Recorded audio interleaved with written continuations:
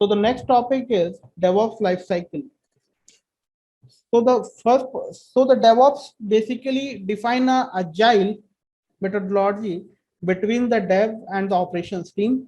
They both come together and take the complete ownership of the application, right? So as we have already understand, like all the teams, like the dev team, the operation team, the QA team, they all work together to achieve a common goal.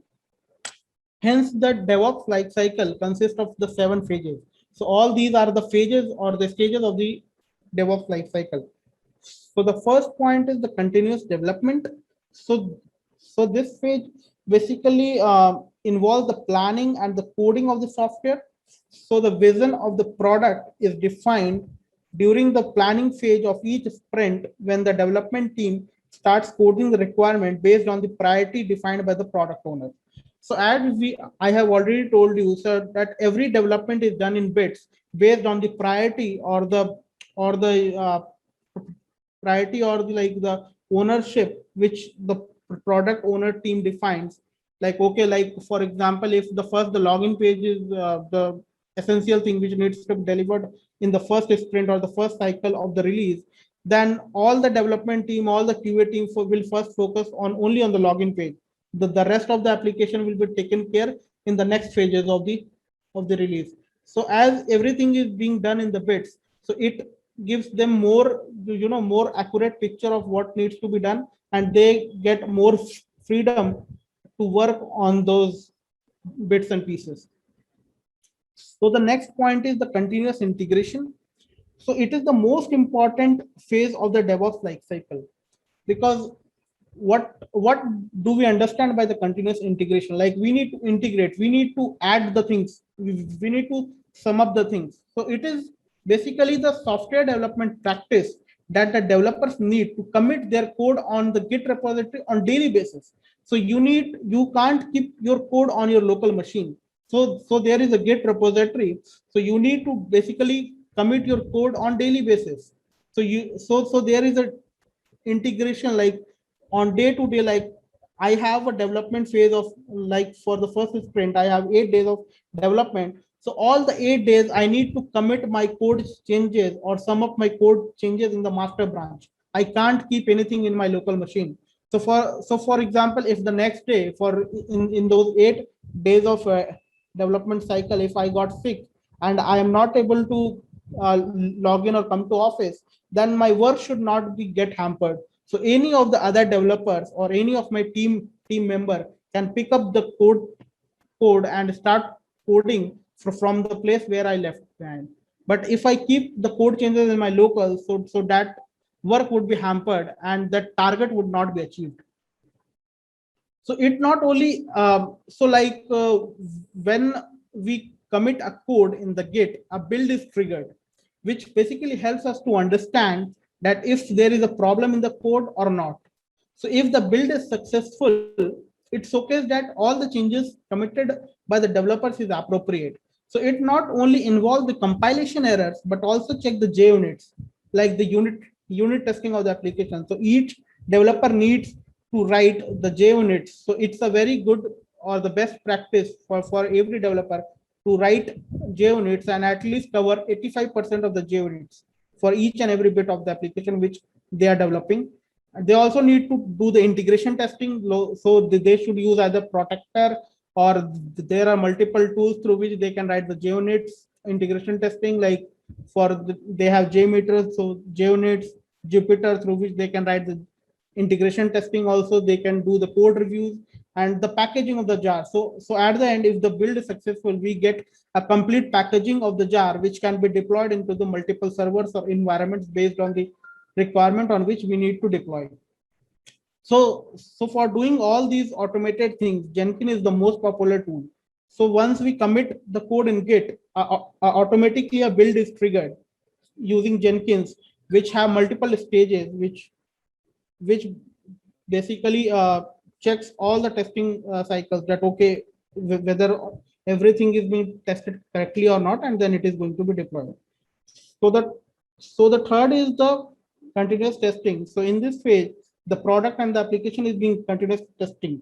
Like all the things will be tested properly and will check that okay, if everything is working good or not. So for that, like we have multiple tools like Selenium, TestNG, which are going to help us in the automation testing and generating the reports. So the fourth is the continuous monitoring. So like we should continuously monitor our application, what is being developed. So for that, we have multiple things like JUnit, JMeter. So we also have like Splunk. We also have like Dynatrace, which helps to monitor the product once it is deployed in the production environment. So continuous feedback. So as we have already discussed, like after each and every iteration, we go and give our we take the feedback of the customer or the product owner whether the application which we are developing is correct or not. So continuously feedback basically improves the application performance and the quality of the application. So the sixth point is continuous deployment. So as we have already discussed that we need to deploy our application continuously. We continually need to deploy using the tools like Docker, the containerization. So all those things basically helps us to deploy on our application on daily basis. And once the deployment is done, so after deployment, we need to take care of the operation tools. Like, okay, so once the deployment is done, we need to check the performance. We also need to generate the reports on daily basis that how many customers has logged in, what are the things like all the analytics things which we need to do. So all those things can be done by the continuous operations tool.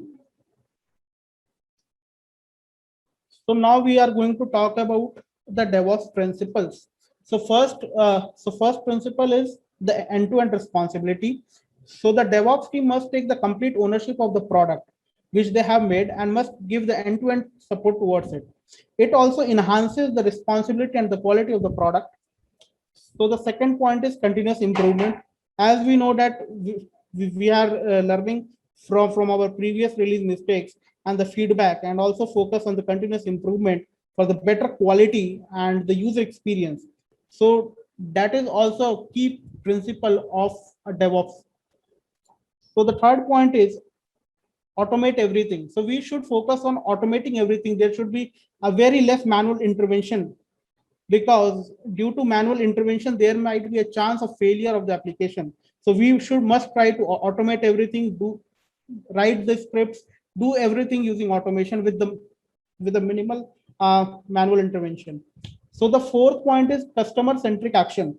So DevOps team always focus on the customer centric action. They take continuous feedback constructively and work on that to enhance the quality of the product.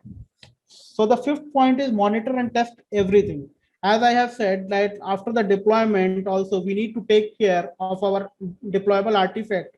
Like we need to monitor the performance and the accuracy of the application, how it is behaving. So like the after it is deployment, how much time it is taking to load up the application, what is the feedback of the customers who are using the application. We can use the analytics tag that okay, on which pages my customers are more focused on. So all those data can be taken care by monitoring and testing.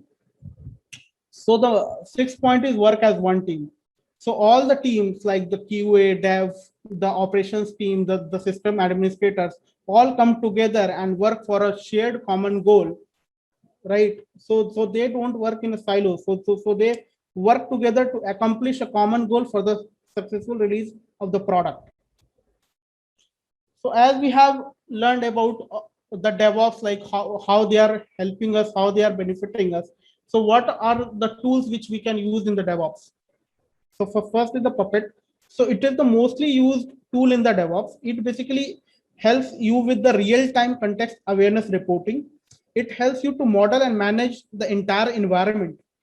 It basically also helps you to inspect and report the packages which are running on the servers. It also gives you the complete picture of the entire infrastructure, right?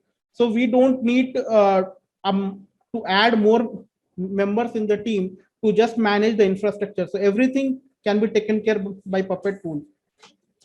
So second is Ansible. So Ansible is an open source IT engine that basically automates the application deployment and the other IT tools. So it is like being it as an open source, it is mostly preferred in the IT industry. It also avoids the complexity in the software development. It eliminates the repetitive task being done because it's an automated script, so you don't need to do the repetitive task. It also manages the complex deployment and speed of the development process. So the third tool is Nagios. So it helps us to find the errors and rectify them with the help of network infrastructure, server and log management systems. It also helps us to get the complete monitoring of the desktop and server operating systems. It gives the complete monitoring of the components which are being used in the application. The fourth point is Chef. So Chef is a tool which helps us to achieve the scalability, as we have already mentioned that in DevOps there is a flexibility to scale up our infrastructure, our servers based on the requirement. So Chef plays a vital role in that. So it is an open source tool based on the cloud system.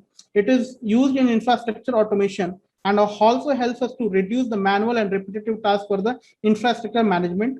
It also maintains a high availability and manages the multiple cloud environments. So the fifth tool is Jenkins. So Jenkins is a tool that basically supports the continuous integration and helps you to monitor the execution of the repeated tasks. It increases the scalability of the automation tools. It is very easy in setup as it is a freeware and can be configurable via web interface. It gives us around 400 plugins to support the build and the continuous integration. So the sixth tool is Git. So it is an open source distribution control management system where all the developers commit their code on daily basis, and it helps us to do the release cycle faster and maintain the code, which can be easily readable, and we can reuse the application or the code for writing the code for other applications. So the seventh tool is Splunk. So it is a monitoring tool that basically helps us to monitor the application performance post deployment. It it is going to preserve the logs for the 90 days and also gives us a single unified view. Like give it is a single page application or a dashboard page which gives us okay what all logs are being generated for the 90 days, and it also gives us multiple parameters on which we can do the filtration. So all those monitoring things, so Splunk is the best player in that. So now we are going to talk about the DevOps pipelines. So we basically have three pipelines in the DevOps. So first is the build automation, which is the continuous integration where the Git and the Jenkins plays an important role. For the test automation, like Selenium is there, which basically automates your test cases. And for the report generation, we have TestNG, we have Cucumber, we have Skillsoft also tool is there, but that is paid version. So mostly we use TestNG in the IT industry. And for the deployment automation, like we have the containers, we have the Dockerization. So all those things help us in doing the deployment. So now we are going to take the case study of the world largest bank who basically adopted DevOps and how they have approached toward DevOps. Like first they were using waterfall, right? And they now try to approach and implement the DevOps, then what all things they have done. So they have restructured the organization into pods and focused on promoting the multi-skilled teams to take the complete ownership, the end-to-end ownership of the application. So they also moved away from the waterfall and they have adapted agile in their working model. So they have also created the backlog of the work and pick up the stories in the sprint based on the priority. So this priority is being defined by the product owner or the business owner who defined the okay that what all things are important and what needs to be done first. So we have a backlog and based on the priority we pick up the stories which needs to be worked by the development team. So the next point is like after the switch towards the DevOps approach. So what are the benefits which they saw? So first is the annual savings. So they almost save around 20 US million dollars. So the second thing is they saw a number of increase in the releases. So earlier, like they have around 2 to 3 release in a year, but now they are releasing around 4 to 6 release in a month. So they see a drastic increase in the number of releases, which basically helps us in removing the failures and also doing the continuous improvement. It also helps in decreasing the business impacting incidents like the FCs. So it got decreased by 43%. So they also created a single multi-skilled and accountable team, as all the teams work together and for the common goal. So the team becomes more accountable. They take the complete ownership of the application. And there is a faster, smaller, and safer release into production. So like we have a small bits and pieces release. So it becomes very easy to release a bit of code in prod, test there and get it finalized, rather than the whole bunch of functionality being delivered at the single time. So as we have understood about the benefits and the roles of the DevOps, so if anyone wants to become a DevOps engineer, then he or she should know the roles and responsibilities of the DevOps engineer. So first is to ensure the functioning of the software platform. So he or she must aware about the functionality of the software platform. Like if my application is developed on Java, so on the server on which it is going to be deployed, the server must have the JDK or the Java being installed on it. So he also needs to take care to optimize the efficiency and accompany the product throughout its life cycle. Also needs to troubleshoot the production and infra issues. Like he or she should be aware about the application and should be there to help the development team to support for the infra issues. Must coordinate with the development team to streamline code deployments. So he or she must be in contact and with continuous communication with the development team to get everything streamlined, to conduct system tests for security, performance, and availability. So he or she must be accountable for all the performance and availability of the environment. Like if anything goes wrong in prod with the server went down, so the DevOps engineer must be accountable for that. So he or she must be take care that in a shorter period of time that issue should get resolved. So as we have seen the roles and responsibilities of the DevOps engineer. So if anyone wants to become a DevOps engineer, so what should be the journey for that? So first he or she should be master in one of the languages like Java, C++, Python. He or she must have a basic knowledge of the shell programming, like the Linux fundamentals, and mostly they need to work on the server side. So they must have a basic knowledge on the Linux and command prompt. They must have a mastery in the one of the source code management. So in most of the companies, like we use Git. So Git is the most famous. So the person must be familiar with Git, Jenkins, Gradle, all the builds and automation tools. He must have the knowledge. He must have the knowledge about the containerization and configuration tools as well, like Selenium, Ansible, Docker. He must have some idea about the monitoring tool, because if anything goes in production, after that we need to monitor it and do like a post support thing, right? So we must be aware about how to check the logs, how we can filter out on basis of the queries or multiple parameters. And if like nowadays everything is going in cloud, so the person should have a basic knowledge about AWS, Azure, or any of the cloud technologies. So all those things mix up and becomes a DevOps engineer.